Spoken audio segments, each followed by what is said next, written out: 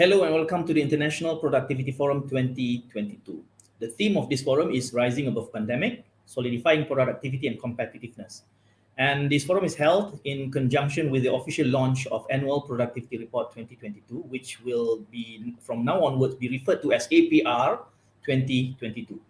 Annually, APR will give a picture of how productivity is gauged based on national, sectoral, as well as enterprise levels while looking into their key drivers and also suggesting process improvement.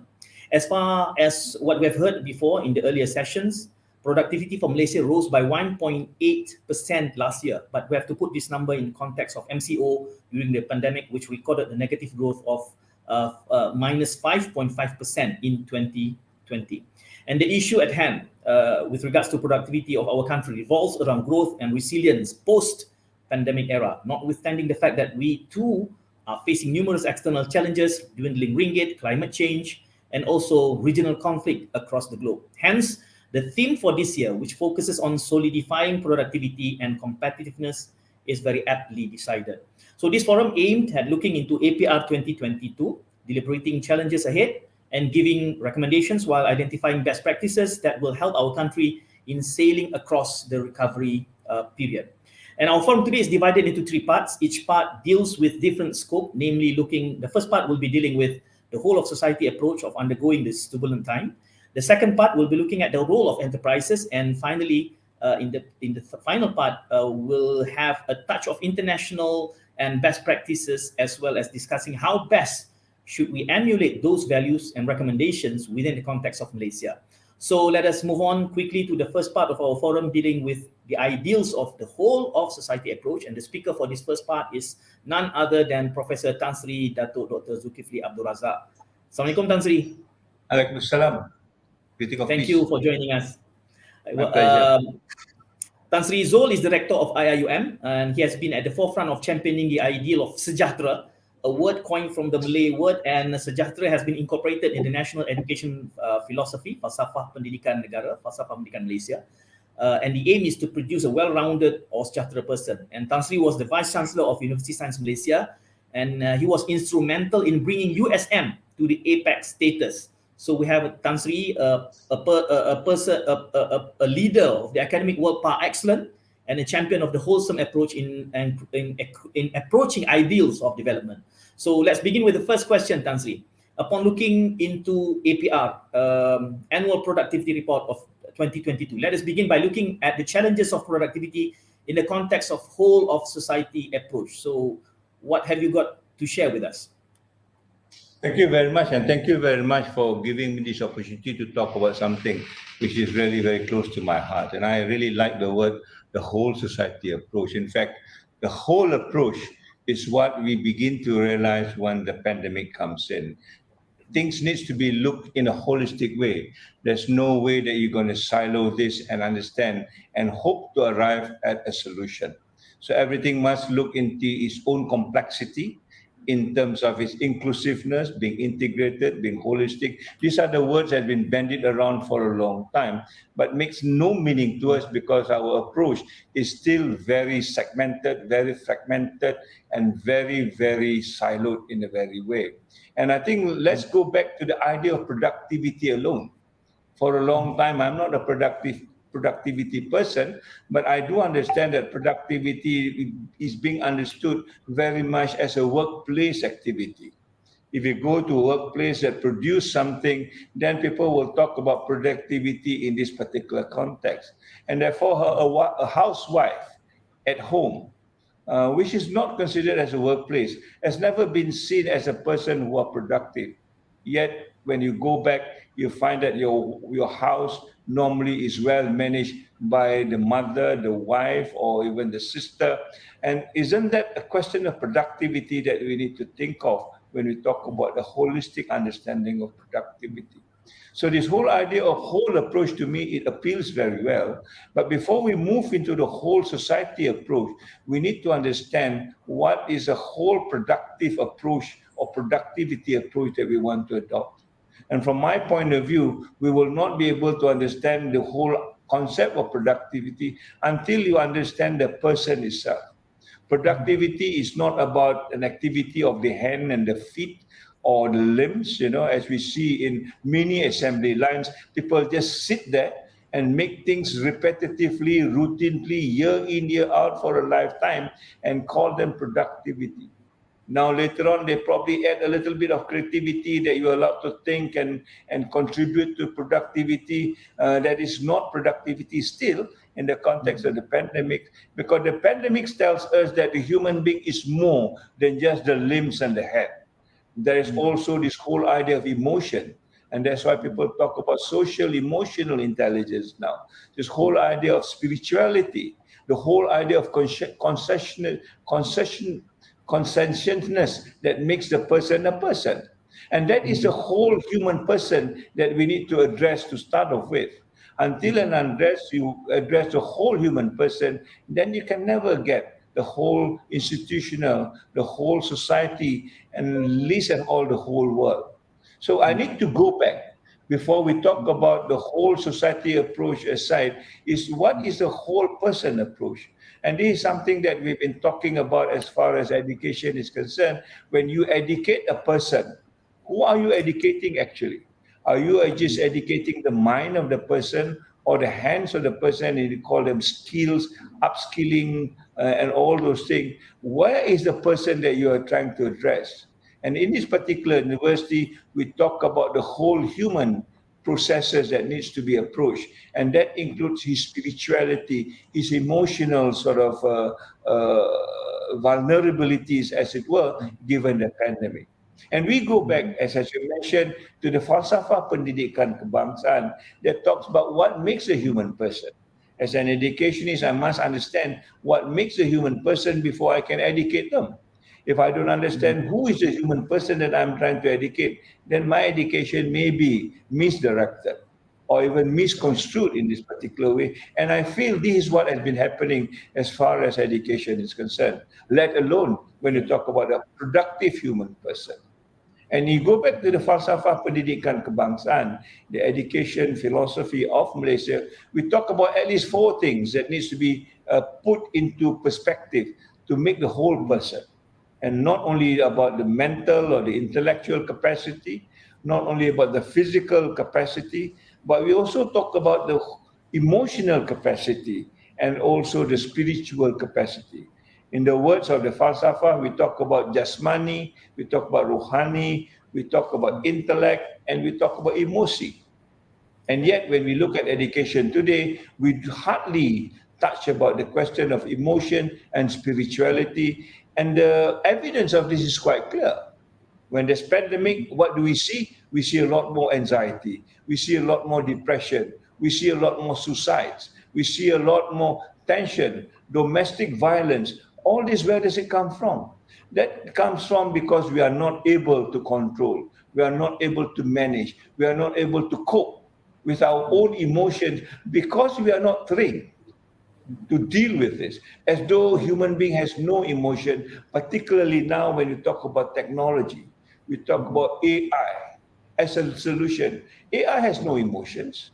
AI will do whatever it is required of them, but not human beings. Human being has value to be judged, value to be lived on. And we don't have that as part and parcel of productivity. Therefore, I think we are going to miss this whole idea approach because we are not educating the whole human person. Without the whole human person, how can you create a whole society approach? It's just not a match. There's a mismatch there. Yeah. We don't create people who are holistic. You can never get a society that is holistic. And therefore, my contention before we even talk about the whole society approach, are we understanding productivity from the whole person approach? In the falsafah and kebangsaan, we talk about insan sejahtera. Is the insan sejahtera to start off with? When you go to workplace, is this insan the same insan that we want to build in terms of productivity? If you are not, then I think we need to take one step back and move on into creating this holistic human person to start off with. I will stop there, Sai. Tan Sri,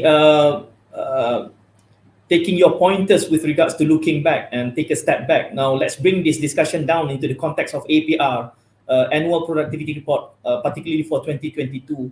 Now, the idea of whole of society approach is considerably something new. While we have the APR 2022 with its very fixed, referring to all the indices and also the tools which are already been made ready by the agency. So what is the next step if we were to incorporate whole of society approach when this particular ideals and idea is somewhat alien when it comes to productivity, since productivity is gauged based on numbers? So how do we add this on to what is already made available to us, Tan Sri? Yes. So to my point of view, I think again, when we look at the pandemic, you know that I was told now from one lecture, we are creating 1 billion there in every 30 hours because of the pandemic. People are making money out of the pandemic. I don't know whether this part of productivity, but I begin to understand that if you were to look at the pandemic, you begin to understand the productivity is way beyond just numbers. Yeah, you may have good numbers, but you find that this context of life is not being addressed. So we are talking about two things now, Sir. We are talking about livelihood, where we can measure in terms of your GDP or whatever numbers that you want to talk about, you assign to productivity. But are these numbers being translated into a dignified human life? Are these numbers being translated into a meaningful life? So we are now talking about two things: livelihood versus life.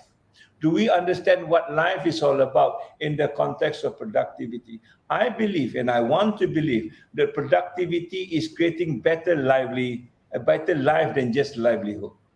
You may have got tons of money, but your life is created in such a way that at the end of the day, you end up in a tension, societal or institutional or even domestic. Then I think that it's not a productive life. And that productivity that you measure will be a false productivity from my point of view. And therefore, we need to learn now how to combine some of the intangibles that we talk about with the tangibles. The tangibles may still be important, but how do you make amends on this? In our context, for example, when you do research and you publish your research in a good journal, and the journal normally have what we call an impact factor.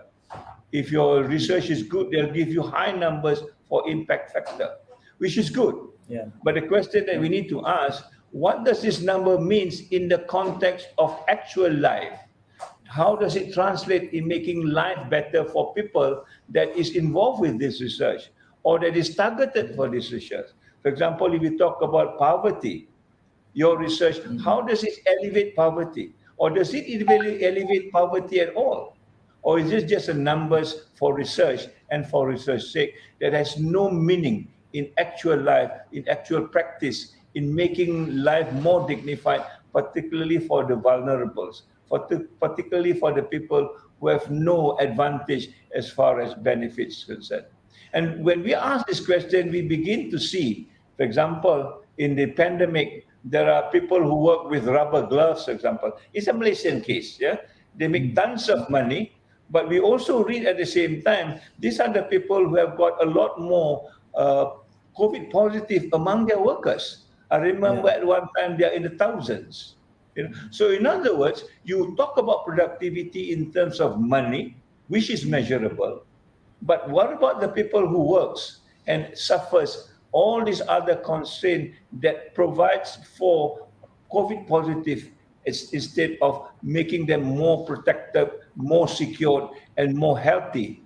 There is no balance between it. You make money, but you're not plowing the money to make your workers more dignified, more protected, and more safe in this particular context, because we are just talking about the numbers, not the intangibles where life is concerned. I think that's a concern that we need to look at now, not just the numbers. How responsible are these people into the life of other people, especially people who work and toil for them in trying to make productivity works from them? That is the question, and that's the equation that I think we need to start addressing now. Yeah. Tan Sri, you mentioned the word balance a couple of times. So when we're trying to strike a good balance, one way of looking at it is for us to dissect and look behind the screen, and we'll see the active agents of productivity itself. So you being a member, a governing member of MPC, Malaysia Productivity Corporation, if we were to divide the active agents between public and private sectors, do you see any straining element that hampers productivity between the two? Since you've been in the public sector, albeit in academic world, so can we have the best of both worlds in public and private so that we can spur higher productivity for the country? Thank you. I'm glad you asked this question, because I think when we ask the same question, when we talk about productivity, it is not just about a literal act of producing something.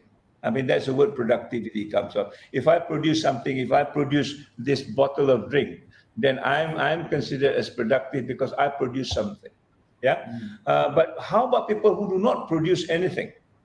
I'll give you an example. When we talk about this in my committee, it is called the Productivity Culture Committee. When we talk about productivity of people who works in a workplace, let's work on this idea first. What about the people who drives these people to work? For example, the bus driver. The bus driver that brings this employee to the workplace, he doesn't produce anything tangible. All he does is drive and bring these people to the workplace, and then they can work in the workplace to produce whatever they need to produce. Does that mean that the bus driver is not productive because he does not produce anything? We begin to see like this bus driver could be understood as being productive if he delivers the employee to the workplace in a way that is safe, in a way that these people are motivated to work, in a way that they can actually do their work very well as they arrive in the factory. He doesn't produce anything, but he produces something which is intangible. That is the emotion of the workers. That is the what you call the mental construct of the workers. Yeah, the relationship of the workers is there as they produce or bring these people to work. And therefore, we begin to understand now productivity just beyond material stuff. We begin to understand that productivity has something to do with the human person itself, the value that he holds, and the commitment that he gives, and the dedication that he also brought to bear as far as the workplace is concerned. And therefore, we have got an idea now, as far as productivity is concerned, in MPC, if I'm not mistaken, the board has agreed to look at 5 elements when we want to define productivity in Malaysia. One, we talk about the protection and the promotion of life. Anywhere that our workers be, could be in the workplace, could be on the journey to the workplace, in fact, at home. Are we as an employee understanding that their lives or their dignity are protected? You know, in the home that they stay, which is part and parcel of productivity in a way, because if the home that they stay is not well taken, then they are most emotionally affected, then it may affect the workplace at the same time. Are we looking at those? What are the factors that protects and promote human life? Yeah, that's the first factor. The second factor, if their human life are safeguarded, will they be also be able to think and work as a productive intellectual person? In other words, using their mind, using their head, creating new ideas, you know, and producing something which is beyond just the ordinary. You need to make sure that you're secured in your life. Then you have the luxury to think beyond those. If your life is not well secured, you can't even think beyond what you are supposed to do, because you are always being threatened and fearful that your life are protected. So that's the second level. Once you have got the second level done, in others, we can think of something new. Then you can be thinking about the future. We talk about the next generation. How do you plan for the next generation, which is now the question that everybody is asking. Beyond the pandemic, for the next generation, what is it that we need to give them that we have failed to do to give for ourselves? In education, we are talking about hybrid education. We are talking about online education. We are talking about working from home. All this, I think, is doable, provided the home is well protected, provided their life is ensured in the home, and therefore becomes an employer's sort of responsibility to make sure that these homes are also well endowed as far as working from home is concerned. You cannot ask our workers to work from home where homes are not even well secured. In other words, you've got a family of 3, but you've got only 2 rooms. How do you work from home when your home is even not there for you to actually exploit it or use it to make productivity better? So the responsible of employers goes beyond just the workplace, in fact, even to the homes of these workers, because we want to ensure that the future generations are also taken at the same time. And then we talk about, once that is done, then what about the material wealth that we want to talk about? In other words, the facilities, the kind of,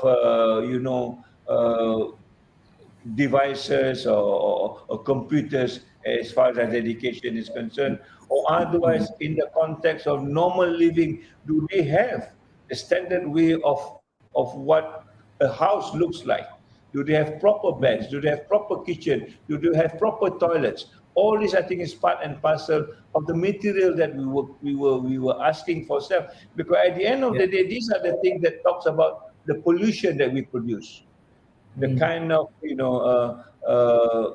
climate change that we talk about is all because of the environments of the home are not well secured. So these are the elements that we are beginning to talk about, and we talk about productivity in a more extended way. Not just you and your workplace. Your workplace may be 100% good, but the moment you go back to your home, it is a world of difference that you are not able to actually maintain the workplace, because your life or your world as it is, where you spend a lot more time at home with your children and so on and so forth, is not working for you, but in fact is working against you. So once that is not managed, then it will generally affect the workplace at the same time. Well, Tan Sri, that is very much in line with Maqasid Syariah, and I know that this objective of Syariah is very, very close to IIUM, you being a rector yourself. But I would like to bring the discussion into areas of balance, where perhaps another way of looking at balance is for us to dissect and look into each respective sectors. And understandably, the APR 2022 will give you one figure that indicates the whole of nature productivity and competitiveness. But when we look down into each respective sectors, perhaps you'll see some discrepancies. Some sectors are performing better productivity-wise compared to the other. So after looking into APR 2022, what can you share with us with regards to between sectors, the productivity and competitiveness, Tan Sri? Yeah, I don't like the word competitiveness at all. I think the word competitiveness should be thrown out of the window now, because when we talk about the pandemic, the moment we get the pandemic on the brink, nobody talks about competition anymore. Who is competing with whom, and everything is locked down? We begin to talk about how do you collaborate with one another. I think the new productivity sort of mantra should be about collaboration. If the private sector is doing well, how do the private sector works with a sector that's not doing well? The government sector, for example, the private sector go on their own. I keep on listening to this private sector and say, we are doing well. Yes, you are doing well, but you do well doesn't mean the whole country do well. So how do you collaborate with other people who are not doing well and level them up? The money that you earn in the private sector, how can you pour it back to the public sector, for example, that do not have enough money as it stands today, and level them up? How can you collaboratively work with them? Perhaps in a sectorial way, I don't know. But this whole idea of being collaborative side is the mantra of today. If you still think about competitiveness, then I think we are still missing the point of what pandemic has told us. Nobody competes in the pandemic. You want to compete, you will at the end of the day kill more people. And yet just look at the vaccines. The vaccines is a good example. When two countries want to compete, the North and the South, what happened to the South? A lot more people die in the South because the vaccines are hoarded by the people in the North. The richer countries, they don't have the value of saving other people's lives because they're just still thinking about their life at the moment in time. And you read horrendous report. They even destroy the excess of vaccine in their country rather than giving it to another poor countries, because the price of vaccine will drop. These are established reports. These are not just hearsay. These are happening really in very democratic countries, so-called world-class universities there, so-called developed countries, but their mentality is less than developed as far as I'm concerned, because they're still think in silos. And I think we cannot afford this. We in the developing countries must claim our rights, that all life matters. Not just the life of the whites, Western matters, the life of the blacks and the colored also matters. It's the same life. And that's where your balance comes inside. I think that we need to treat people equitably. We've already been suffering with so many inadequacies before the pandemic, and the pandemic just extended this and exaggerated again because of the value system, because of the kind of definition that we talked about in the context of productivity. And I think these are time to change. If we are not able to change, then I think we are back to square one. Yeah. Tan Sri, nevertheless, Malaysia is aiming for 3.6% productivity, particularly for this year. So considering all the challenges that you have already deliberated earlier, what should be the key drivers if we were to achieve this? If we were to drop the word competitiveness and look at productivity per se, from your point of view, how do we strive to achieve 3.6% productivity for this particular year? Well, I do not know what is the basis for this 6.6%, as it were. What are the assumptions that they use? Let me go back to the idea of gross national happiness that was created by Bhutan in the 1970s. Yeah, they have got very strong assumptions of what gross national happiness is all about. They know how to measure happiness. They have got programs to ensure that the Bhutanese are happy people. So in other words, when you talk about a number, there is a way of understanding what the numbers is all about. You cannot talk about 6.6%, but still work on the old sort of criteria of what 6.6% and not taking what the new criteria is about. In other words, we're just talking about competitiveness and not collaborativeness. How can you collaborate to make the 6.6% more real than just competing with another person? That could be one question, So the issue of changing mindsets, I think, is more important than just the numbers. You have 6.6%. What does it mean, 6.6%? This is 6.6% at the end of the day, in our context, bring the 5 elements that I talked to you about. Are the security of the workers better than it was before? Yeah. Are the empowerment of the workers are better than before? In other words, they can creatively create things that they want to create. I'm sure some of these workers are very talented, but they are not given the space to actually share their ideas, unlike the Japanese Kaizen or something like that. Do we have that? Have you got a projection of more than just 5 years in terms of productivity? Maybe one generation. Do you have that kind of a plan moving forward? Because productivity is not just 3 to 4 years thing. It is about a change of a lifestyle. Do we have those kind of plans? Those are the bigger questions that I think we need to take into account before we arrive at these 0.6 numbers. If it's true that the definition of productivity is still the old definition, then I would question very much what the 6.6% mean. Yeah? The Prime Minister talk about key happiness index, if I'm not mistaken, or key happiness outcome. Nobody has actually articulate what is KHO means. The DKHO means how much money in the bank. Some people are happy just look at dollar signs, but some people are not agreeing to that. So what is the KHO means? Is this 6.6% addressing the KHO at the same time? If it's not, I think we need to go back to the drawing board and start understanding what this is all about for the new productivity to take place. Tan Sri, my final question to you, in terms of priorities, what should be our first step, considering that Malaysia is still in the stage of recovery post-pandemic? I think we should be as brave as the Bhutanese. I think we should be as brave as Bhutan. Bhutan is a small country of 250,000 people. They are not even known at that particular time. They are somewhere in the Himalayas. Yeah. But now everybody knows Bhutan. Bhutan is the first carbon negative country in the world. Not United States of America, not anybody in Europe, Bhutan. So Bhutan is able to deliver what the world wants. We are still fighting over carbon emission on the Paris Agreement because most of the developed countries doesn't want to actually work along those lines. But Bhutan has delivered. Malaysia is better than Bhutan, but Malaysia has no guts, not like the Bhutanese. Yeah, so we need to bring some pride into ourselves that this country has got something to tell the world, to share with the world, and we need to work around it.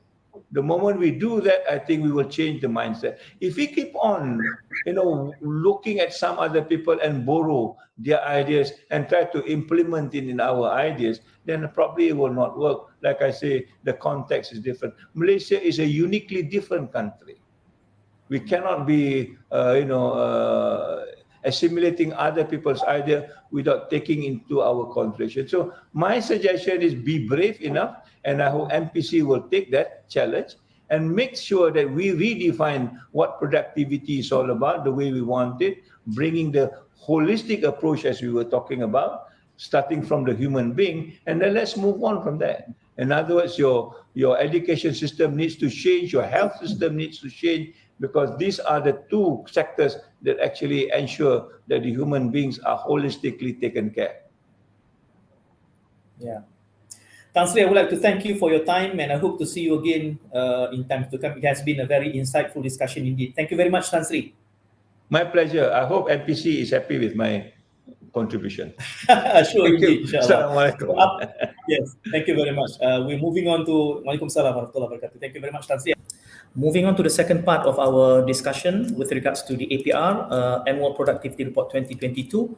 Joining me is none other than Chairman of MIER, Malaysian Institute of Economic Research, Tan Sri Dr. Sulaiman Mahbob. Assalamualaikum, Tan Sri. Waalaikumsalam warahmatullahi wabarakatuh. Terima kasih. Thank you very much.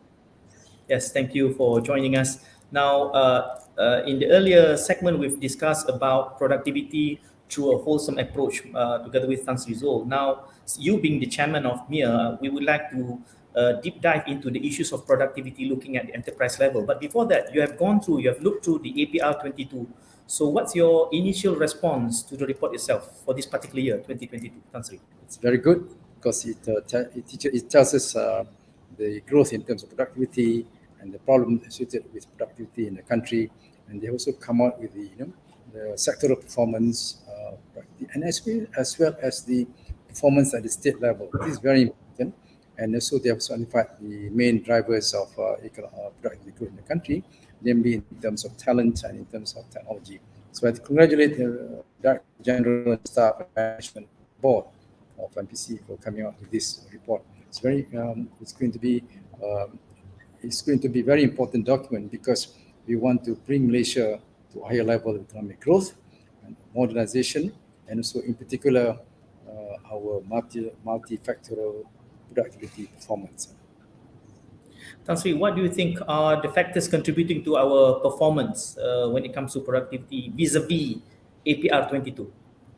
Well, as you know, the economy has gone down in 2020, something like a drop of about 5% and pick up about 3% in 2021, which means we have not recovered to the position before the recession. That is what the position, in 2020. So this year we forecast a growth of 5 to 6%. So overall economic growth is very important. And in terms of the enterprise level, I think we got to address the problem of, for example, technology, in terms of the workforce, and in terms of organization as a whole.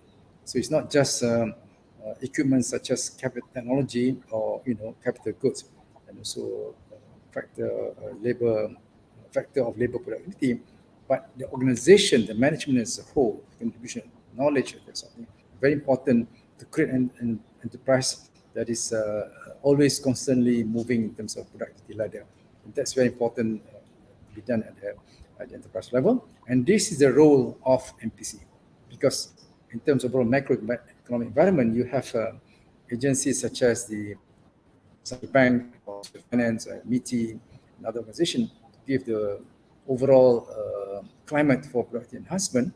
But at the firm level, MPC has a big role to play. Yeah. Tan Sri, looking through APR 22, there is a big gap between the big enterprises as compared to the smaller ones. So that has always been a continuous challenge because we know that the big enterprises, they have bigger capacity. So what's the outlook on APR 22 and how do we bridge the gap between the big players as compared to the small ones? Thank you. I think it's a very important question. I think it is there's a big gap between the big companies versus the SMEs. You see that about 98% of our enterprises are considered SMEs, and the remaining 2% are the big and large companies. But in terms of product, in terms of total output contribution to the economy, SMEs contribute about 33% thereabout. So you have 98% contributing 33% or thereabout, and you have 2% contributing another about 67%. So the productivity is very high. It's very important in the long run to develop policy that will lift a significant amount of these SMEs to a level of mid-tiers. So you have, we have what we call a unimodal kind of development of industrialization, so that you have a big number of SMEs, equally big numbers of mid-tiers company, and also equally big number of big corporations, something like that. So it's very balanced as unimodal, and therefore for SMEs to rise up to mid-tier companies, and then with better organization, they can rise up to become world-class companies or equivalent Malaysian MNEs, so to speak, something like that. This should be the long-run trajectory, and I hope MPC plays a role in developing this kind of structure. Tan Sri, what should be the policy intervention required to bridge the gap? Of course, firstly, I think you've got to enhance technology among the SMEs through automation, through mechanization, through computerization, greater digitalization, ICT, and so on, so that it can rise up in terms of technology to mid-tier companies, and later rise up to the MNEs. So that kind of trajectory or direction in terms of technology infusion is very important. Next thing is, of course, market. They should be considering taking advantage of the global market. And thirdly, employing workforce that is highly trained, highly skilled, who are capable in absorbing new technologies and that sort of thing. So those are the things very important. Of course, in terms of financial support, the central bank and the banking system must be too ready to help these companies to rise up to higher level of technology. You mentioned about talent earlier on. I think we've been discussing about the challenges of churning high productivity among talent workers in Malaysia. What actually hampers that we keep on bringing the same issue over and over again? Seems like we're having the same challenge up until now, Tan Sri. Yeah, you see, this country has been, involved in industrialization that is very much labor intensive. This is our weakness. Yes, maybe good in the beginning, but we got to move forward to capital intensive. And when it's capital intensive, you need more talent. And I don't think we cannot develop talent. Nations are highly trained. We have so many universities. We send our students abroad so they can pick up talent easily. They can help, and can help the management and the production processes in our industry sector. So talent is very important. But what's more important, I think, to pay the right wages. Sometimes we have the culture of always a low income kind of thing. No, we got to pay people to get good people, and this is very important. And our wages are quite low. If you talk about comparing with Singapore, look at gross national product, gross national income. Wages make up something like 31% of total GNP. Singapore is about 45%. Korea was South Korea is about another 45%. Europe about 55 to 60%. So we pay higher. These people, you attract them, they will stay on, and then they are all technically trained, and they become world-class workers, and therefore better industries, better what called high value-added industry will come to this economy because we have good talent, and we can produce this talent. I do have confidence that Malaysians are good workers. They are capable to be trained because many of them are overseas. They're in Japan, they are in Taiwan, they are in Hong Kong, Singapore, they're all over Australia, New Zealand. So pay rightly and they will stay on here. Yeah. Tan Sri, going back to the issue with regards to bridging the gap between big players and small players, as you mentioned, we have huge number of small players contributing a meager growth to the company. Now, in older days, we have the idea of emulating whatever the Japanese have Sogo Sosha and the Koreans, they have Chaibol. We try to emulate that, but now no more. We don't talk about, Chaibol or neither Sogo Sosha. So what should be the model, since you're saying that the smaller player should have an exposure at the global level, but they don't have the capacity? What should be the right way in nudging them, opening up for the global market? Yeah, that's a relevant question, I thought, on side. What's important is that at the macro level, we should have policy that make them to try to make them grow, try to make them access the world market. They should be thinking global. You used to say you think global and act local, kind of thing. Yeah. So you're firmly rooted here. The advantage, of our natural resources, our good workforce, and sort of thing, a good infrastructure. But your market must be global. That's a very important thing. They should not be thinking just domestic market. That's number one. Number two, as I said earlier just now, technology is important.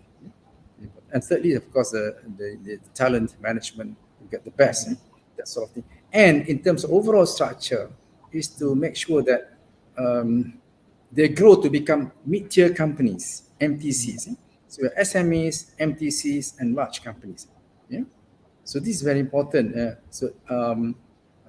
Agencies such as MITI, for example, should try to grow companies, to become mid-tiers and later fit into the large companies.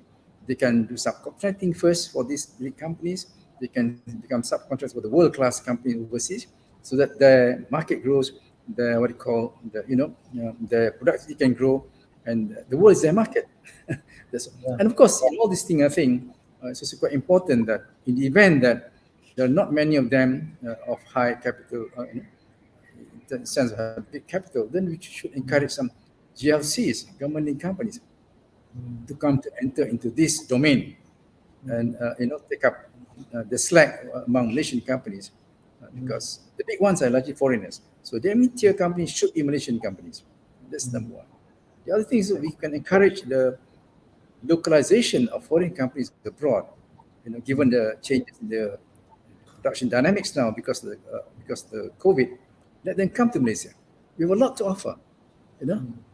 Our infrastructure is world class, I think, in terms of ports, airports, and the highways we have, and workers are trainable. That's something that we got to move forward.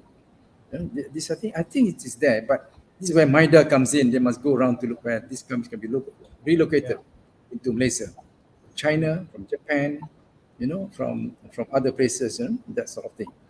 So I think MIER has a role to play, MITI has a role to play, and overall kind of investment climate is also equally important. We must restructure our incentive to attract those category of industries that can come here, especially not just tax holiday, 5 years or 10 years.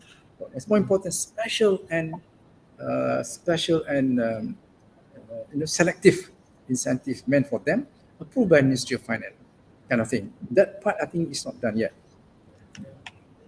You're mentioning, Tan Sri, about localizing foreign companies. Now, how do we fare in trying to do that, since we've been talking about that for quite some time?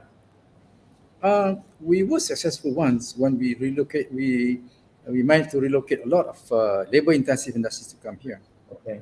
Now that our neighboring countries have opened up, Vietnam with bigger population and Indonesia with much bigger population, so these industries are going there. We are labor short economy. So the only way is now to rise in terms of technology, in terms of high-level manpower, then that can attract those from abroad who can come here. That sort of thing. So we should try to attract these companies because we can be attractive to them, and I think it's high time that we move up the ladder to attract these companies. Forget about labor-intensive technology.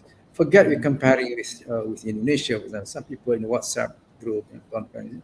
Any investment that goes to Indonesia is just looking for one thing: labor, cheap labor. We can't afford that. We don't have the luxury for that kind of labor anymore. We must have only industries that capital intensive, that are technology intensive, that demands a lot of high skill, and that demands a lot of talent.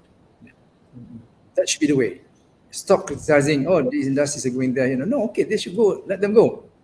Attract new ones which have that technology. Yeah.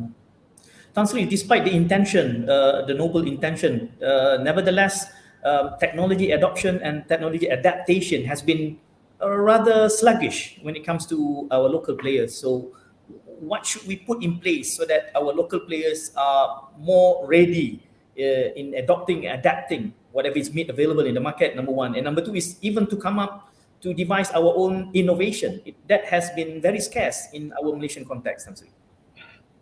That's true. We need a lot of R&D. Yeah? We need a lot of R&D, and we need a lot of engineering skills, especially at the diploma and advanced diploma level. These are the groups that attract technology, that can be exposed to adoption of technology. These people, industries want people with diploma and advanced diploma, not high degrees per se. We need a few of them, but this advanced diploma is very critical. I was once chairman of MIER. We try. That's why you're not putting more investment. You don't have trained workers. You want people with diploma and advanced diploma level who can absorb technology. But our system is just churning a lot of graduates. We want people with high practical skill, technical skill. That's what. This is something we should be doing. What you call the TVET, technology, that sort of thing, vocational education, graduates with advanced job, that sort of thing. So we need a big exercise to look at every aspect of it, in terms of attracting investment by MIER, and even in terms of setting a set of incentives that can attract those kind of industries to come here. They are not labor intensive, but they are capital intensive, and you get to get the one that's suitable to Malaysia. Suitable to Malaysia. We have land around, we have good ports around, and we got good airports around, and that sort of thing, and we have workers who graduates now. So to say that we can adopt technology, cannot adopt, it's not very right. The systems has to change to adopt these sort of industries now. And these are the ones that can rise to mid-tier companies, MTCs. Otherwise, we have bimodal, big kind of on the right side in terms of big companies, and then big number on the SMEs. So you have bimodal, concentration rather. But we need in between so that it becomes smooth. These companies can open up and then grow to this level, and then grow to another level. So it's unimodal kind of thing. Right. We don't have that.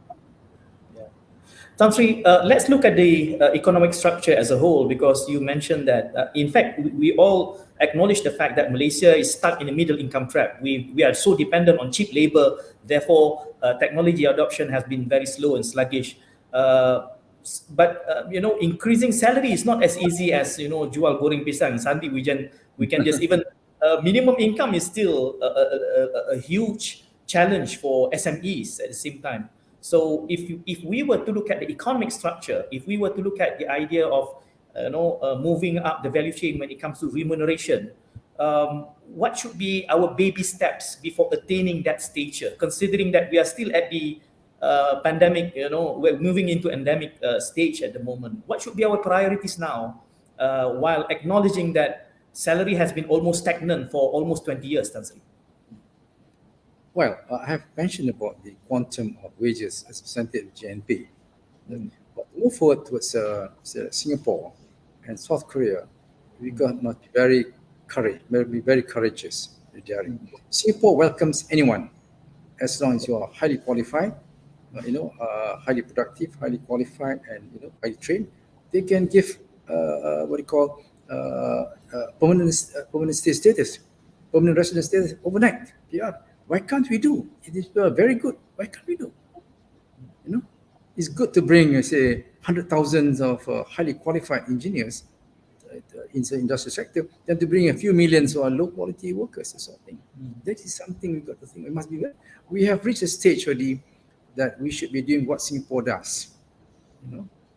We should not be competing with Indonesia for labor intensive, worried with Taiwan. Worried with Vietnam. No, we must be competing with Singapore now, and have a structure that's equivalent to economies such as Sweden, such as Finland, we should be thinking about those lines. Should not be talking in terms of labor intensive, or even for that matter, resource based and that sort of thing. We should just moving forward towards a different brand of industries now, and give all the incentives you want, give all the immigration approval that you want. You want these people, you pay for them. You want people, you must facilitate them. We are so very strict in terms of giving even PR status. You know, like unlike Singapore, nobody would come. Nobody would come. And you're talking about coming out of the middle income trap with that sort of mentality. I don't think we would. We will never achieve.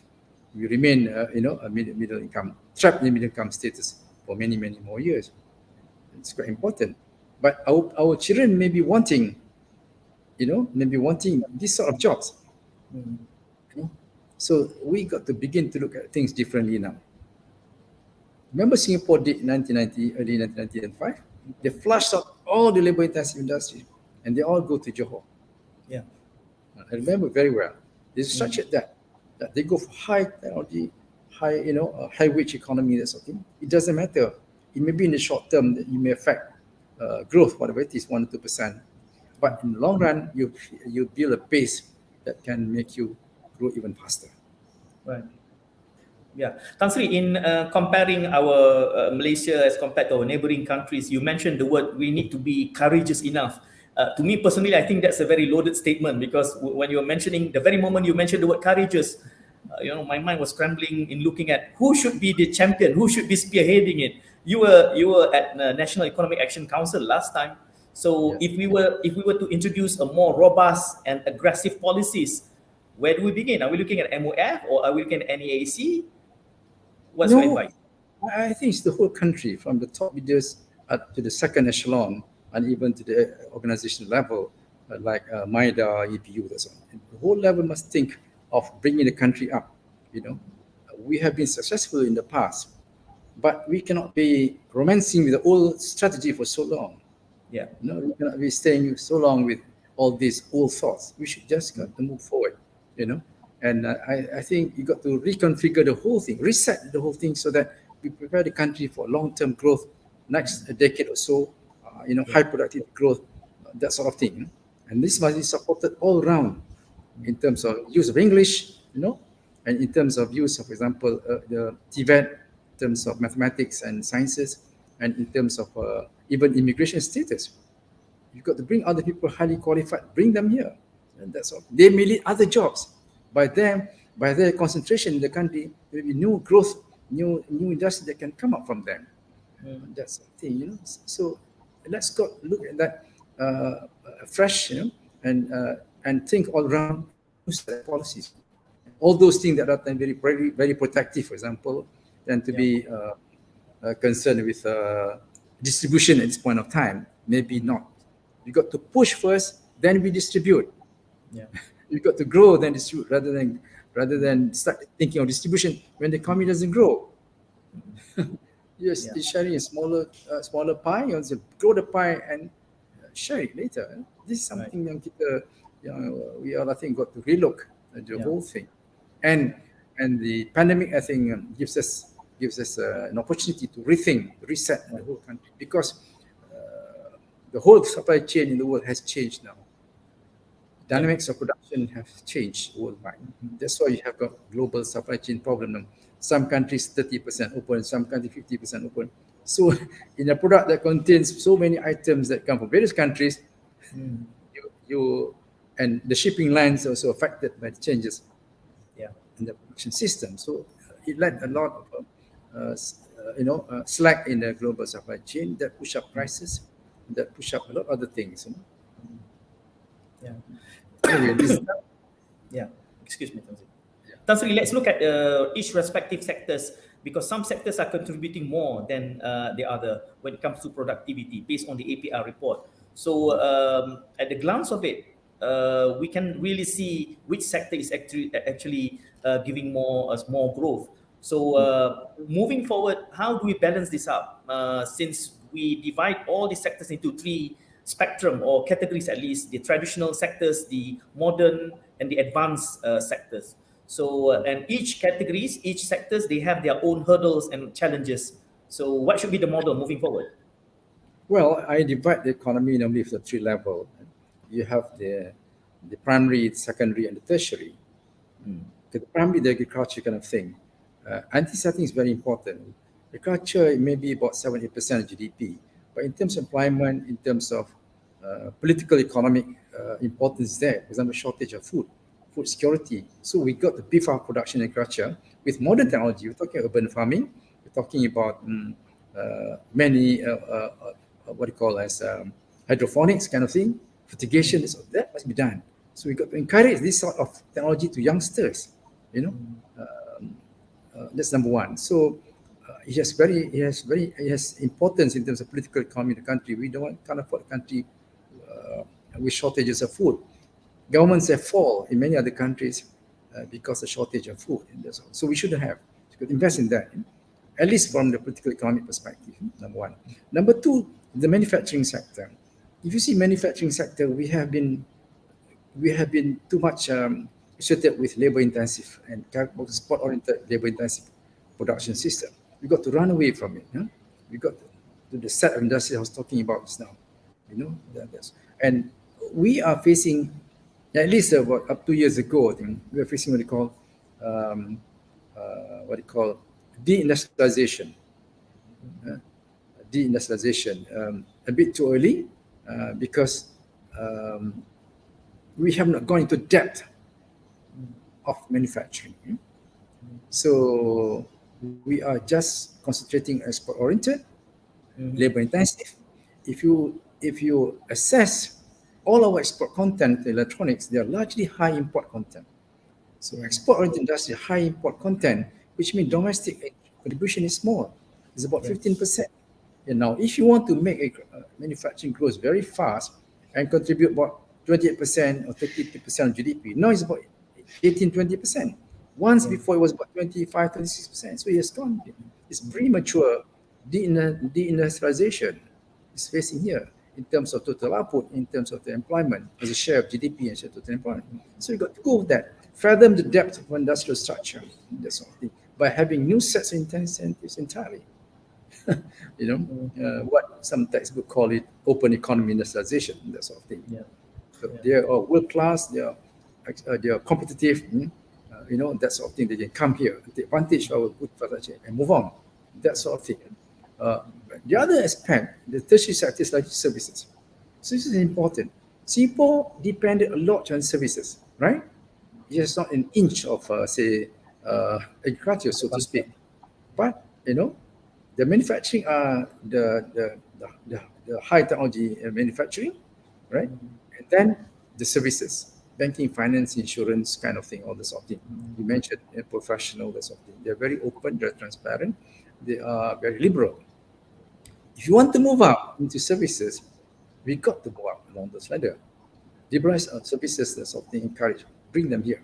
And if you go into these areas, I think we can compete in this field because we are broader base, bigger land base, bigger, but a lot also infrastructure around. We can move up and mobilize, and also this all also rely a lot on IT system, digitalization, and something. So so we can bring those services, some health, education, banking, finance, insurance, make them liberal the way Singapore does. If you want to move forward. Otherwise, our services are largely concentrated on domestic market, right? Or largely government sector. This is not the way forward. The government sector's productivity is not high in terms of value added. Government sector is not high. Are you talking services? Tak boleh. We got to move to high level, high quality private sector services. Okay. Example, the health sector. Why can't we move to a very modern, liberal, and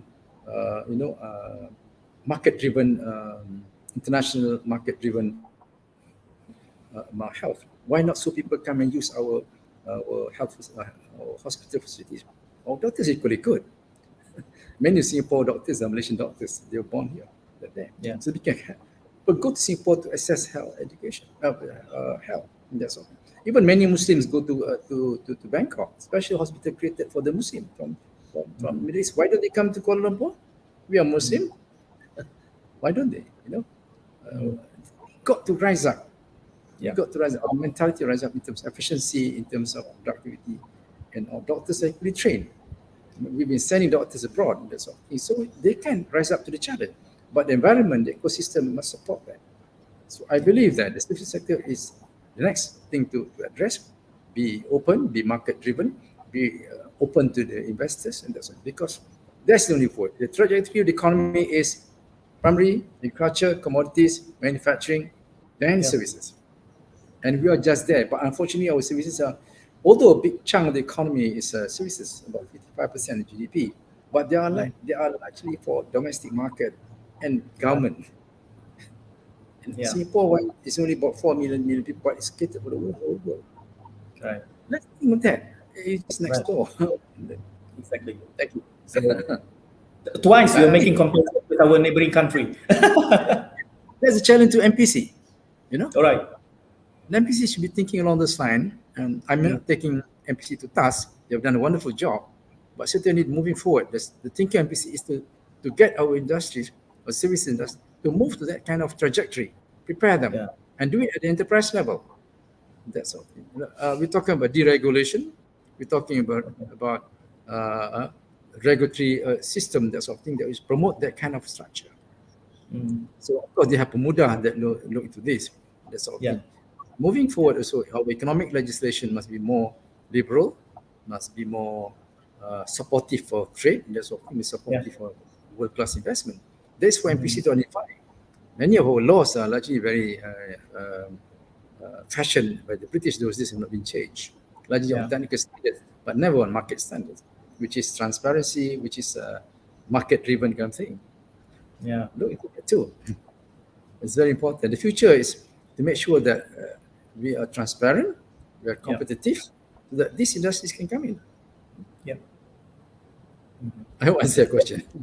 Tan Sri, at the moment, what I can see is that MPC is championing GRP, good regulatory practice, looking at the old ways of doing things and trying to introduce how we can circumvent of this bureaucracy. But my last question to you is, Tan Sri, let's look back at APR. This will be my last question to you, because we have to look at APR 22 in the context of we are moving through the recovery phase, and at the same time we are also facing global crisis with all the wars coming, and also inflation. But we also have to look at APR within the context of where it's right in the middle of 12th Malaysia plan, and we have 2 years wasted because of the MCO. Nothing is actually moving. It was almost immobilized. But now we have another perhaps maybe 2.5 years before 12th Malaysia plan ends.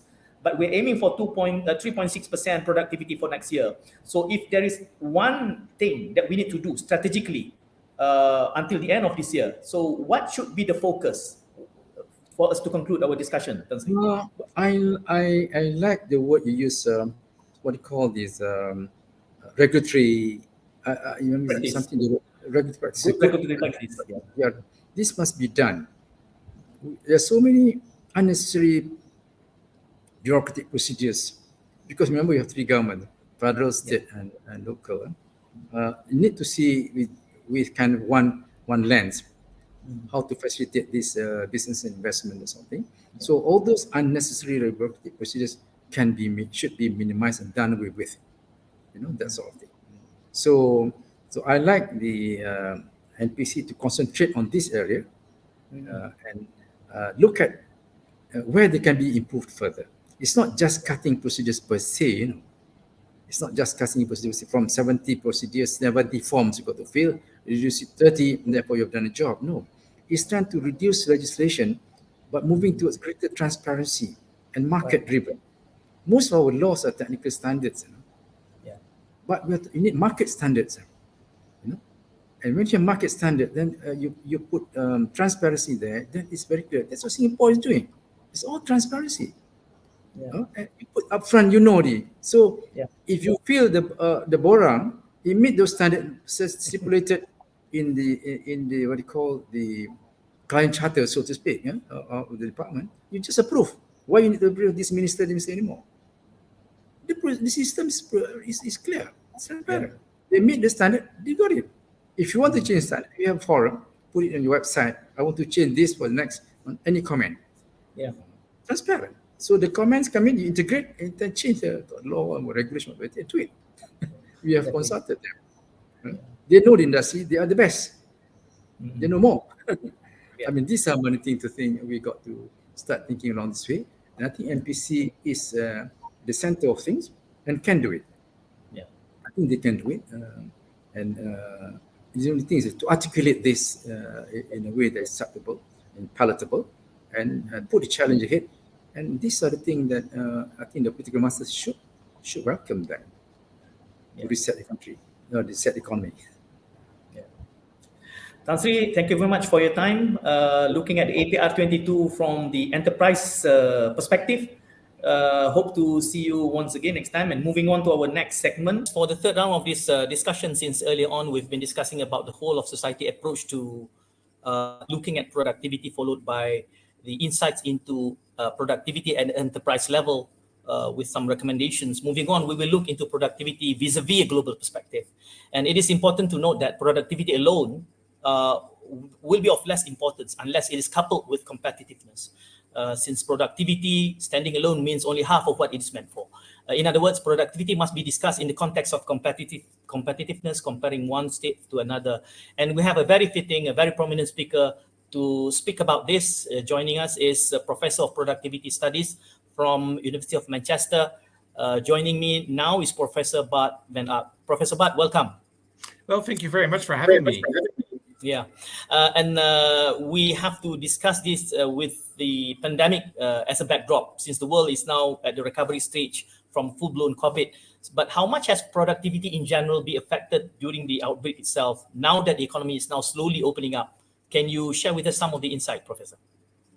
Yes, absolutely. So in first instance, we were actually quite concerned about when the pandemic hit, that we would potentially see very significant negative impacts on productivity growth. And we did see some negative impacts, but on the whole, we were surprised in the world economy that actually productivity held up reasonably well. And I think there are a couple of reasons for this. I mean, one reason why productivity held up is that even though output in many economies declined during the pandemic, it most affected the sectors that were very heavily dependent on personal involvement. So services sectors of the economy. So tourism, accommodation, restaurants, and those, they were, of course, very severely affected. Now, these kind of sectors have relatively low levels of productivity. So basically, if you stop letting these sectors operate, the average goes up. It's basically like, you have a lot of people in one room of different sizes, and you tend to short people out of the room, the average size goes up, but nobody gets taller, right? So to some extent, it's an artificial effect that productivity held up reasonably well in the global economy, simply because we were shutting down these lower sectors, these lower productivity sectors. But there was another effect, and that is that many countries actually decided to try to hold on to their workforce. So, quite often what you see is that output declined, people stayed in employment, which means that labor productivity per worker declined very rapidly, but then they cut the number of hours that these people actually had to work. Quite often these hours were furloughed, which means that, people stayed on the payroll, but they still were paid, or they were paid slightly less. But as a result of that, hours declined quite often as much or even a little bit more than output declined. And as a result, productivity in quite a few cases actually went up. In quite a few advanced countries, we did actually see productivity go up quite substantially. It's very interesting in the Malaysia report that you're discussing today, is that indeed labor productivity measured as output per person declined, but labor productivity measured output per hour actually increased, for the simple reason that hours were cut, even though people stayed on the payroll for a period of time. So there are some of these statistical effects that are really important. But the good thing of that was that, productivity sort of held up reasonably well. And that also set us up for a somewhat smoother recovery in going forward.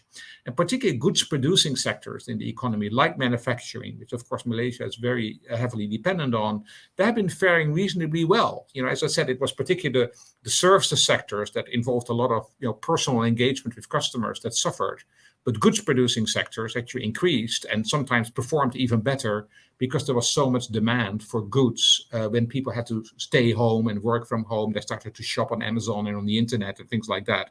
So it was very peculiar. I mean, even though economies completely collapsed in the earlier part of COVID, productivity in quite a few cases and from different aspects held up relatively well.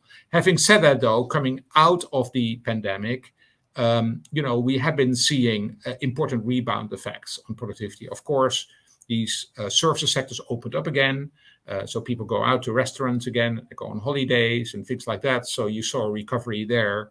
But also, I think the economy benefited a lot from digital transformation that happened faster during the pandemic.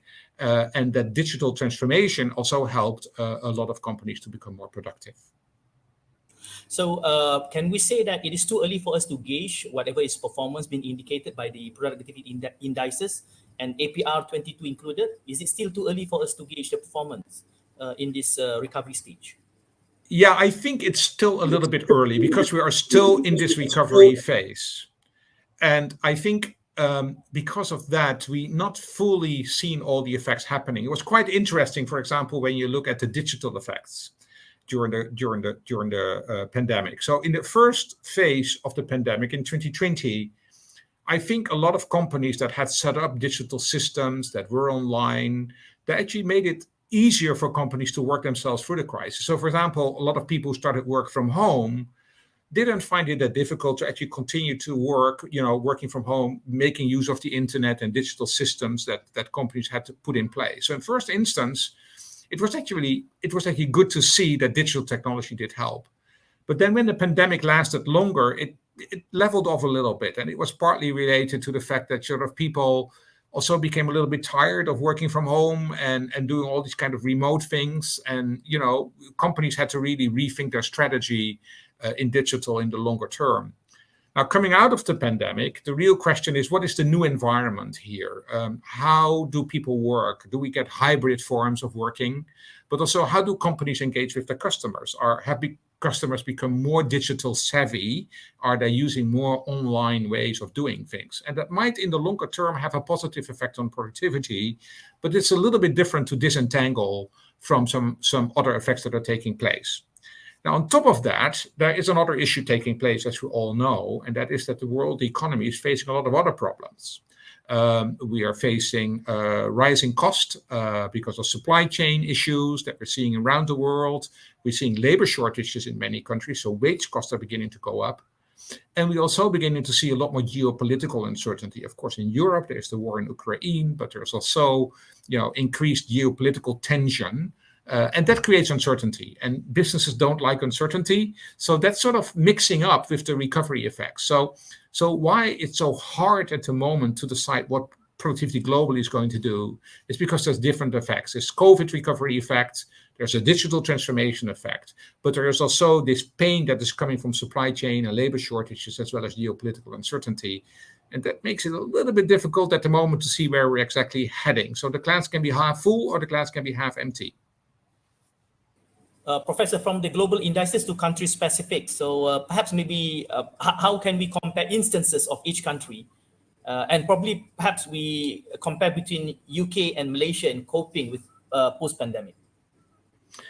Yeah, that's a great question, actually, because the differences between countries have been quite large, and we could talk from different perspectives. But I think, talking about Malaysia versus UK, where I am based, might be quite useful. The UK is a more advanced, has a higher level of per capita income than Malaysia has still today. The UK is also a much more services-intensive economy, right? I mean, the manufacturing sector in the UK is less than 10% of the economy, whereas in Malaysia it's substantially larger. So the UK was, when it came to the effect of the pandemic on services, the UK was much harder hit because that was just a much larger part of the economy. And therefore, the UK had to introduce what we call the furlough schemes in order to sort of keep people on the payroll, but cut hours, as I explained before. But they also had to shut down a much larger part of the economy because people couldn't go to restaurants and hotels and so on. And that had a bigger impact on the UK than it had in Malaysia. Malaysia is, of course, a larger manufacturing sector. Therefore, it to some extent even benefited from the improvement in goods production around the world. So you see, still a positive productivity impact from that on the manufacturing sector in Malaysia. And also, a lot of the digital transformation processes that had been taking place in manufacturing in Malaysia have been very, very helpful. So I do think that is, first of all, a very important distinction. Also, I think that in the UK we are seeing very large regional differences in productivity performance across different parts of the country. So in the UK, London and the Southeast are highly developed regions with very, very productive companies and productive sectors. They also suffered during the pandemic, but perhaps were more resilient against the pandemic. Whereas, regions in the north, but also some of the devolved nations like Wales and Scotland, probably suffered more from the crisis in going forward. I think you've seen some of that in Malaysia as well. Again, in Malaysia, you see large regional differences. Some of that is related to sector structure, but some of it is probably just related to the sophistication of the business system and the availability of skills and so on and so forth. So those are, I think, also very important differences taking place.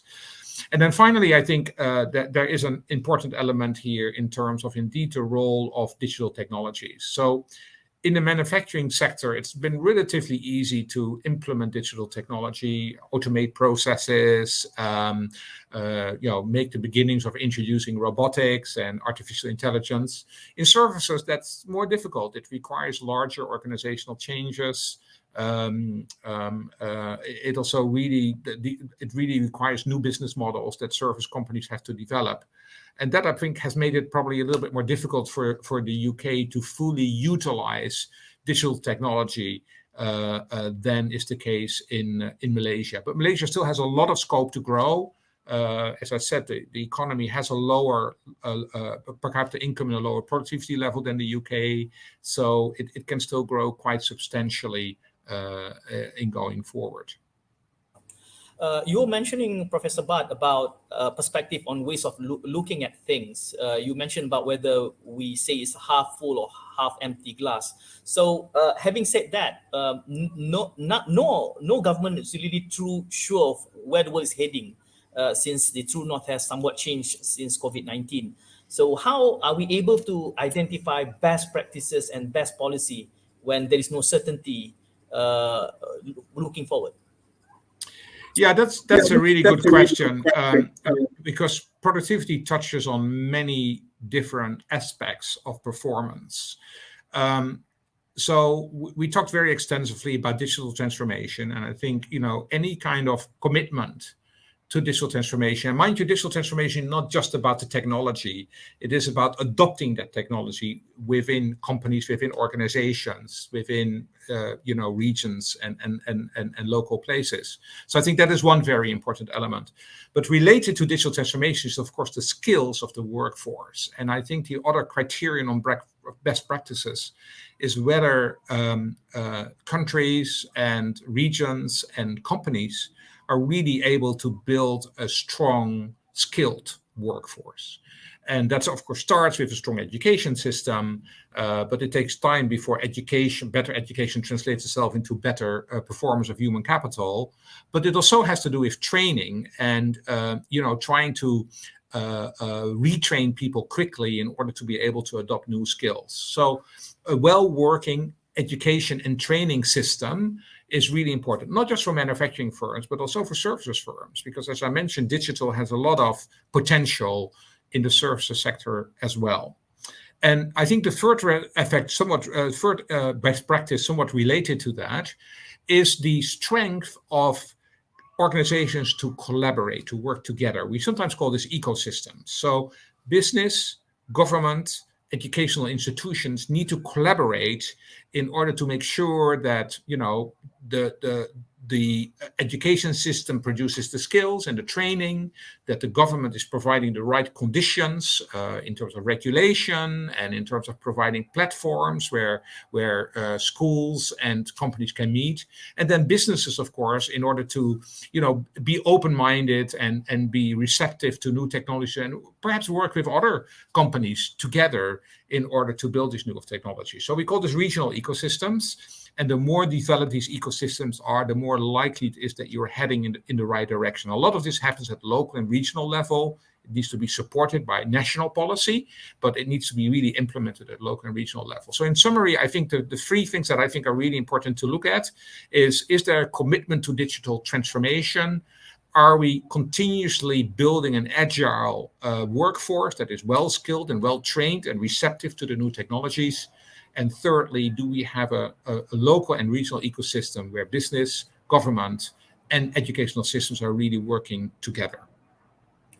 You were mentioning about the three factors affecting the way forward. So perhaps maybe from your observation, has there been anything been taken into account or being executed, or is it merely still in the process of ideation? Has there been any instances that we can emulate at this juncture, Professor? Oh yes, there's a lot going on in many countries in terms of, for example, digital transformation. It's quite often very well done by large companies, but particularly medium-sized companies and smaller companies quite often don't have the means to really fully absorb these technologies. They don't have the skills, they don't have the management competencies to do all these kind of things. So sharing those experiences is really important, and we see that in advanced economies, including the UK, but also in many European countries, also in the US, quite often at the level of states rather than at the national level. So those are really good practices. There are countries that have a better, well-developed training and education system. Take, for example, Germany, which has a long experience with vocational education and training. So basically, kids who are sort of in secondary school, who are sort of, in the teens, to already give them internships in companies so that they learn how to work in a business environment. I think is very, very important to make the transition from school to working in a business environment significantly easier. But there's one element that I also would want to mention in addition to what I mentioned earlier, and that is the role of the government in regulation. When we looked at the Productivity Report 2022, there's quite a bit of discussion about regulation and the need to have a proper regulatory framework for productivity growth. And I think that is really important because you can have good regulations and bad regulations. I would say regulation is not necessarily bad. Regulation is bad when it sort of protects incumbents, if it protects vested interests in the labor market. So you protect people who already have a job. In the capital markets, you protect the people who already have a lot of access to capital, or in product markets, that you protect the companies that already have a big share in the economy.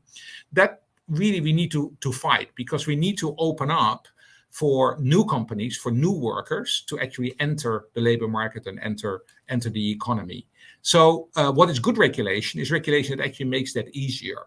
So now you think about, for example, reducing concentration effects of large companies that quite often have monopolies or oligopolies where, they basically share the markets. You want to make sure that you open up these markets for newcomers. And I think this is quite important, especially in the digital economy, because in the digital economy, you quite often get concentration effects, or we sometimes call them winner-takes-all effects, which means that, if you're well established as a digital company, you benefit from the network effects that digital technology is creating, and you actually become the giant, but you make it more difficult for newcomers to come in.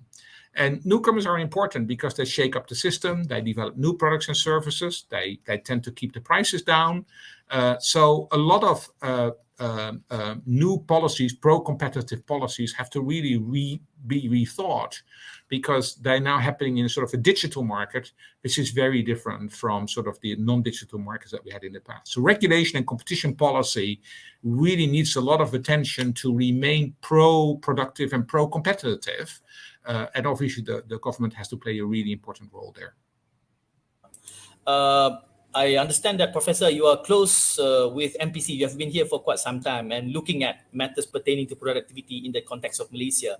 So we were talking about regulation just now. So what is your take when it comes to regulation in the context of productivity here in Malaysia? What have you got to say and share with us? Well, I have much appreciated my engagement with MPC in the past, but it's been a while ago, and of course things, as I explained, are changing very rapidly. But I do think that as Malaysia is advancing, the economy is obviously becoming more diverse. Even though the manufacturing sector is still very, very important, very large, as the economy advances, services become a lot more important in the economy, both services for personal use within Malaysia, but also internationally, services become a more important part of competitiveness, right? I mean, if you talk about global value chains, it's not just anymore about just the products you produce, but it's also the services that you provide through research and development or through sales services that you're providing and so on. So I think what's very important here is that policy needs to adjust to where the economy is going. And as the economy becomes more diverse, you also need to have, you need to take into account more diverse policies that serve different sectors of the economy. So the transition from a highly industry-focused, manufacturing-focused country to a country that's more diverse, that has more services in it, I think is very important. The other important element is, of course, Malaysia has already been a very open economy for a very long time. But as global supply chains are changing quite significantly, I think particularly now in light of the sort of supply chain crisis that we've been seeing coming out of COVID, I think countries like Malaysia need to rethink their place in that global value chain. Is that still what it was before the pandemic, or is the competitive advantage in the global value chain different? And is it, for example, more services oriented? And again, what is the role of digital technology in all this in order to be able to do this? But there's also a very physical element to that, and it's whether the transport infrastructure is still right for the products that are being produced in Malaysia. So pro-productive and pro-competitive policies, particularly in a dynamic economy like Malaysia, requires a continuous rethinking of whether you're focused on the right targets. And obviously in Malaysia, like in any other dynamic growing economy, this is going to be very important. The final thing I would say on that is that as we discussed a little earlier, productivity is going to be quite uncertain in the coming years. I think the digital has a lot of potential, but also we are facing these global uncertainties. We're facing these changes in global value chains. So I think we also need to be very agile and resilient with our industrial policy. So Malaysia has been basically building its development on the basis of these plans, these multi-year plans. The risk of these multi-year plans is that they become too rigid and are not sufficiently agile in order to adjust to changing circumstances. And I think it's these changing circumstances that are going to be quite important in the coming years, and the ability to respond to that quickly and to help, again, companies to also add on to that and make their responses very quickly. That dynamism in executing the development plans is going to be very important in the coming decade. Professor, in the earlier segment, we were discussing about capacity at the enterprise level, and understandably, big companies, they have more capital, more capacity to go at the international and penetrating global market as compared to the smaller ones. And in Malaysia, when you look at all the enterprises, majority of it is from the at the micro and also small enterprises. So how do we bridge this gap when it comes to productivity at the global stage? Yeah, this is really where these regional ecosystems come in as being very important, right? Because that supply chain, in reality, it just happens at regional and local level. Quite many of these smaller companies are at one place, and they are tied into networks and supply chains and deliver their goods and services. So, and it quite often happens at the local level. So what is important here are very practical things like transport infrastructure, digital infrastructure, that is critical, but also very importantly, the diffusion of the latest technologies. So the larger companies quite often have an advantage in these digital technologies. They really would benefit from their suppliers and to basically use these technologies very well. So what we sometimes call intermediary technology institutions. So you got technology institutions that are really focused at the high end. They're focused on research and development at the top level. You also have institutions at the lower end that really work with small businesses and business support and things.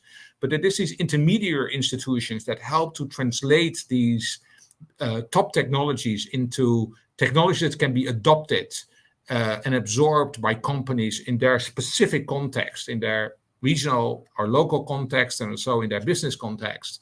I think that is really, these institutions are really important, and they quite often are located at the regional and local level. So I would emphasize the importance of these intermediate institutions and the need to really make sure that these institutions are very strong at the regional local level, supported at the national level. They need to be integrated at the national level, but they need to operate at the regional and the local level.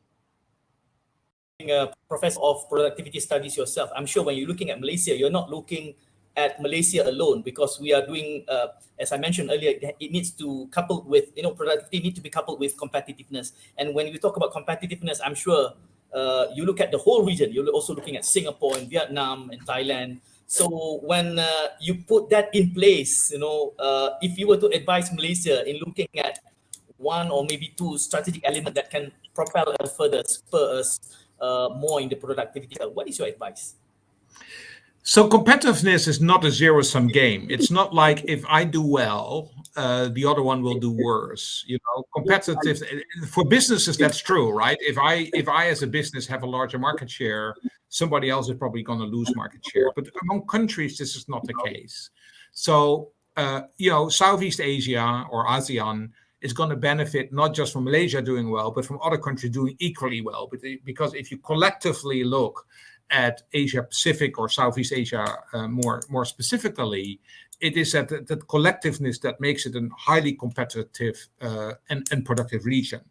And I'm saying that with a little bit of envy, being based in the UK, where we just actually left the European Union, as you know, which, there have been political reasons to do this. But from an economic and a competitiveness point of view, wasn't necessarily the best choice, because, we were benefiting in the UK from being part of that larger European entity, and having strong productive nations on the European continent and being part of that would have been beneficial for the UK as well. Now the UK is looking for new partnerships. Actually, it's looking even for partnership with Asia and the TPP.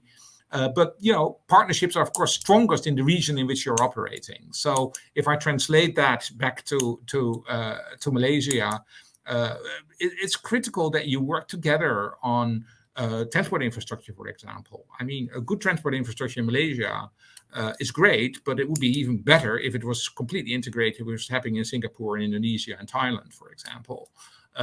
So that is one area. But even digital collaboration, regulatory collaboration can be quite important. So it's not a zero-sum game. It's very much a win-win.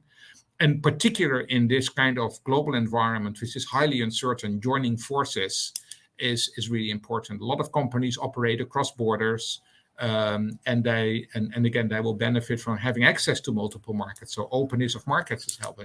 Mobility of labor is going to be helpful, particularly at the skilled end of the labor market. Of course, a lot of mobility is in the unskilled end of the labor market, but the needs at the skilled end are very important. So again, international competitiveness is not something that you're better than me. That's also why I sometimes don't really like these rankings that much. I mean, if Malaysia is very high and Thailand is low, for example, is that good for Malaysia? Not necessarily, because you want Thailand to do very well as well. So it's really about sort of working together and collaboration that will make Malaysia and Southeast Asia, ASEAN, and Asia Pacific a very strong region. Professor Bart, by now I'm sure you have looked through our productivity report for this particular year, and we're aiming for 3.6% in 2022. So we are left with another 6 months to go. You have gone through the report. So what is your take on the report itself, and what would be your parting remark and advice to Malaysia in particular? Yeah, it's a very uncertain environment at the moment, and probably the projections that you have in the report, both for the global economy, but probably also for Malaysia, are at the optimistic end, because of the speed by which inflationary and cost pressures are affecting the global economy. that is translating itself also in supply chain shortages. Of course, we have seen some of the COVID effects that China has been, that the lockdowns in China have been creating for global supply chains. So it's going to be a very challenged year. And then on top of that, we also have, as I mentioned earlier, the geopolitical issues in Europe, in Ukraine, which are very acute, but also the more lingering geopolitical issues when it comes to the relationship between Europe and the US and China. So I am a bit concerned about these numbers for 22, probably even for 2023. But it doesn't mean that you can't do anything. I think the key at the moment is that it's important to really balance the short-term pressures and the longer-term gains. So productivity is very much a long-term issue. I think Paul Krugman, the Nobel Prize winner in economics, once said, in the long term, productivity isn't everything, but in the long term, it's almost everything. That's what he said. And that's true. But at the same time, in the short term, you can make gains. Remember that I mentioned that in the early part of the pandemic, actually companies that had invested in digital were better able to deal with the pressures from the COVID crisis than companies that hadn't done that. So you can definitely see that if you put yourself in a good position to be agile, you can really do better. So I would urge companies to continue to invest in key technologies, to try to look continuously for the low-hanging fruit in efficiency gains. And sometimes you have to lay off some people. But in the longer term, that's not going to be the solution. It's more important to invest in people. The skill mismatch, the people that you and the skills that you now have available versus what you needs to get resolved. And training and education takes time. So don't give up on that kind of spending, because if you don't do that spending now, it may actually backfire down the road. So that's another really important advice to in the short term. And then also I would say, also from a government perspective, think very hard about, how can we provide business support to firms to work themselves through this crisis, but also to continue to prepare themselves for the future. So investing is really important.